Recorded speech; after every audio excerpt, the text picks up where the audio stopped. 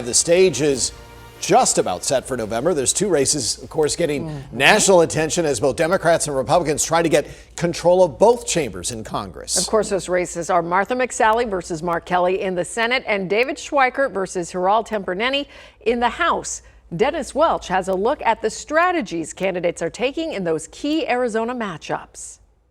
And the ballots in the primary election still being counted, but the candidates in two of Arizona's marquee matchups in the general election wasting no time. Mark Kelly's trying to pretend he's not a Democrat. He's trying to win over moderates, but that's like a Trojan horse. Just hours after the primary elections, Republican Senator Martha McSally slammed her opponent as a radical leftist with deep business ties to China. When you look at her service in the United States Senate, you're very partisan. And Democrat Mark Kelly trying to make the case that McSally puts her party before the interest of Arizona, especially on the issue of health care, in a race with national implications that could determine the balance of power in the U.S. Senate. Time and time again, his priority has been his corporate PACs and his party overlords. Meanwhile, a contentious battle has emerged in Arizona's 6th Congressional District, where Dr. Hiral Tempernenny accused Congressman David Schweikert of selling out to special interests.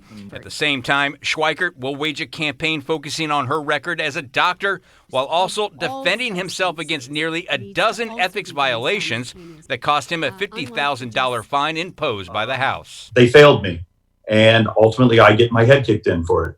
But that's just the way this works. And regarding that U.S. Senate race here, the incumbent Senator Martha McSally is challenging Mark Kelly to 7 debates this fall. Now, this is an unusual step by an incumbent lawmaker, and some are interpreting this as more evidence that McSally, who has been trailing in the polls, is in deep trouble. In Phoenix, Dennis Welch, Arizona's Family.